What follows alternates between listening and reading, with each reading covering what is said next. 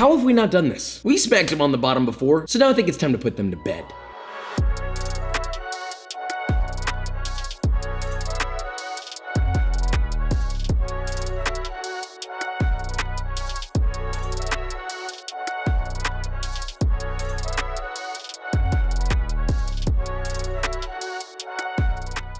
Much of our Papa Tapa Drop is selling out quickly. Don't forget to get yours. Link is in the description. Once this is gone, this drop is gone. Limited time. Apparel inspired by food. Thank you, by the way, also. So today we are making the KFC 8-piece bucket meal. What entails a bucket meal? I guess it's the whole point of like the meat in 3, kind of. You get the fried chicken and then 3 different sides, or fried chicken biscuit and 1 or 2 sides, something in that realm. This isn't just about making the bucket meal better, it's about making every element in it better. The mashed potatoes, which is easy. The gravy, the chicken, etc., right? But it's also the collective experience of it all working together in unison to create one synonymous experience. So with all that being said, let's make this, shall we? Wow, there it is. The collab taco collab. We're here for one thing and one thing only. 8-piece meal. The 3-point test, I forgot, what did we rate this last time? Visually, 2 out of 10, because I don't like the combo collab. I like things kept separate like that. I don't know how to describe it. Menu, 1 out of 10. Oh, it's got a Jack Harlow meal, I forgot about that. I'll give it a 3 out of 10, because Jack Harlow. Can I just get the 8-piece meal? We get it, we get it. I'm not a raw man, would you have $1 on your man? That's all I need. I got $1. Appreciate it, baby. For sure. Have a good one, man. I should have asked you for 20. I'm gonna roll my window up because of this. Yeah, look at this gunk. This building, well, 2 things. That guy made this experience significantly better. Although he doesn't work here, I'm gonna give service 10 out of 10. That dude was very nice. The building is getting lowered to a -1 out of 10. That is horrible. If it looks like that on the outside, what does it look like on the inside? Gotta upkeep it. You know, I feel like we've had a whole adventure. Almost said good food. Let's end this. We got the bag! What's that say? Oh. It really depends on how you read this. I'm full of chicken and side dishes. Jesus Christ. Bon appetit. This looks like a Chick-fil-A nugget. I asked for a side of mashed potatoes. They gave me 2 coleslaw. We ordered 2 of these because we need one for the thumbnail. Coleslaw? Coleslaw! Are you serious? Do you guys legitimately think that we want 2.5 quarts of coleslaw? No.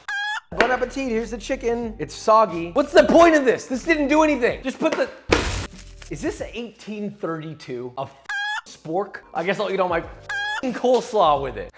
I'm so disappointed right now, holy sh**. Yep, extra crispy. I don't want to eat this. Look at how dry this is. Jollibee is destroying KFC. Please go to Jollibee, please. Holy sh**. And it's under seasoned. Oh, Jesus. This is bad. Out of all the meals we've had on But Better, this is by far the worst. I'm sorry, I can't eat that. Someone come smell this. I almost actually threw. That's actually, KFC literally left no room for anything good. They closed the door. All right, we got our mashed potatoes. Holy f***. That's the sock at the bottom of my hamper. I've never had instant mashed potatoes before. I'm actually kind of nervous. Oh. Where's my coffee? Here's the gravy.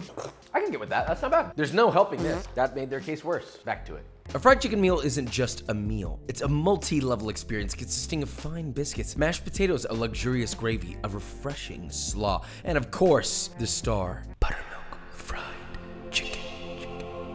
Let's start with the biscuits. In a food processor, add 2.5 cups or 375 grams of all-purpose flour, 2 teaspoons or 12 grams of fine sea salt, 1 teaspoon or 5 grams of granulated sugar, pulse a few times to incorporate, and then add 1 cup or 225 grams of very cold unsalted butter, cubed into 3/4 inch pieces. Pulse 6 to 8 times or until you get small pea-sized balls all throughout the flour. Add that to a large bowl, and then while constantly stirring, stream in 1 cup or 240 milliliters of buttermilk. Once you get a rough dough, roll that out onto a work surface and gently knead together until you barely get a dough mass. Now listen, every time you touch this dough with your hands, you're just ruining everything you love. So at this point, let the rolling pin do the work. Roll your rough dough out into a 1/2 inch thick rectangle, or sort of a rectangle. Fold it like a letter into thirds. Repeat that rolling and folding 1 more time, and then at this point, it's not only gently kneaded, but slightly laminated for better layers. Roll that out 1 last time to get a 1/2 inch thick rough rectangle, then using a circular biscuit cutter, cut out as many biscuits as you can. Place those on a baking sheet lined with parchment paper. What about the scrap? Just gather all that together very nicely, gently knead together, then roll back out into a 1/2 inch thick rectangle, cut out more circles. Now be sure to place those biscuits at least 1/2 inch apart, brush their tops with some additional buttermilk, and bake at 425 for 10 to 15 minutes or until beautifully puffed and the tops are golden brown. Optionally, after they come out of the oven, immediately you can brush them with some melted butter and maybe a small pinch of flaky salt. Cool in a wire rack, and look at that. Okay, next, mashed taters. Start with 3 pounds or 1.3 kilos of russet potatoes, peel and cut into 1-inch chunks, toss in some lightly salted boiling water, and boil until just fork tender. Drain and pass all those through a potato ricer. While still hot, then in a medium saucepan, add 1 cup or 227 grams of unsalted butter, 1 head of garlic cut in half, 1 shallot quartered, half a cup or 120 milliliters of heavy cream, and 1 cup or 240 milliliters of whole milk. Heat that until steamy hot and just about to boil, and all the butter is melted. Cut off the heat and let that steep for about 5 minutes. Now strain half that liquid into your rice potatoes, mix together, and add more liquid as needed. Once you have beautifully velvety mashed potatoes, season generously with salt. If you put a spoonful of that mashed potato in your mouth and immediately watering like god dang Niagara Falls, then you got a problem. Next, gravy. In a medium saucepan, add 4 tablespoons or 56 grams of unsalted butter. Heat over medium just until melted, then whisk in 4 tablespoons or 41 grams of all-purpose flour. Cook that while continuously stirring for 30 seconds, and then whisk in 2 cups or 480 milliliters of your finest chicken stock. This is the exact moment you're going to want that homemade chicken stock. Now, heat until just beginning to thicken, then whisk in 1 tablespoon or 12 grams of mushroom soup powder seasoning and 1 teaspoon or 4 grams of handashi. Once thickened, cut off the heat and add 1 sprig of rosemary and 3 sprigs of thyme. Let that steep for 10 minutes, remove the herbs, and it's done. Moving on. I've said this before, coleslaw is underrated because the majority of fast food coleslaw is just abhorrent. Let's make it right. Large bowl, 4 cups of green cabbage, thinly sliced, which is roughly half a head, 1 red onion, thinly sliced, 2 carrots grated, and to that you'll add 2.5 teaspoons or 12 grams of granulated sugar, salt and pepper to taste, 2 tablespoons or 20 grams of white distilled vinegar, 3 tablespoons or 50 grams of creme fraiche, half cup or 110 grams of mayonnaise, toss together till thoroughly incorporated, and it's done. It's refreshing, you got a little tingle of tartness and just a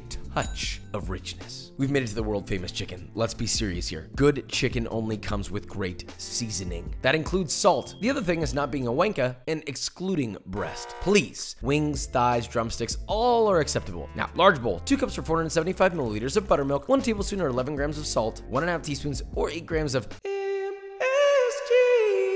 2 teaspoons or 6 grams of ground white pepper, 1 tablespoon or 6 grams of sweet paprika, 1 tablespoon or 10 grams of garlic powder. Whisk all that together, then add in 4 chicken drumsticks and 4 small bone-in and skin-on chicken thighs. Feel free to add some wings here if you like. Toss to coat and let that marinate at room temp for 5 minutes, but ideally overnight in the fridge. Now, for the dredge. Large bowl. Add 3 cups or 450 grams of all-purpose flour and enter the one and only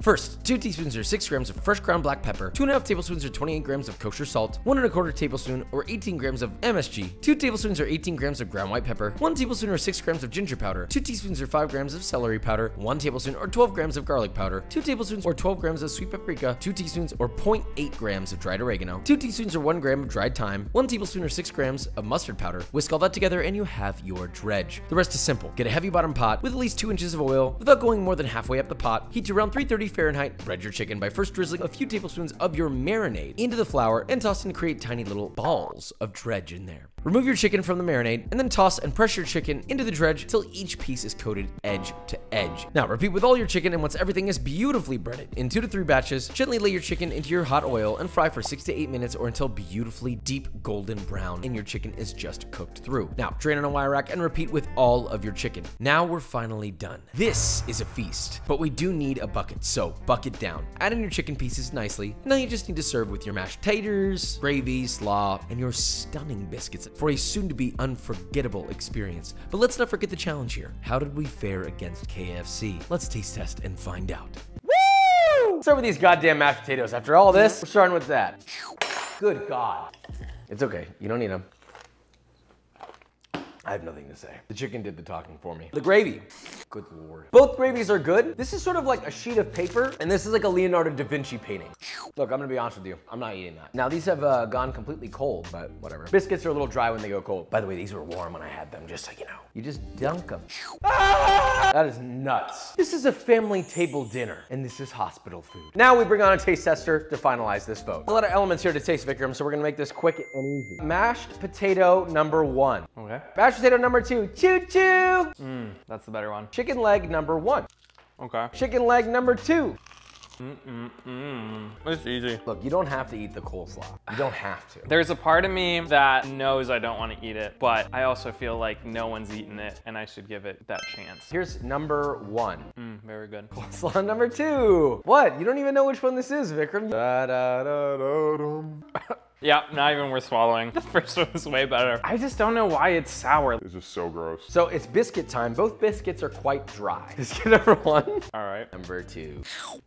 Save this one for later. Here's number 1. Gravy number 2.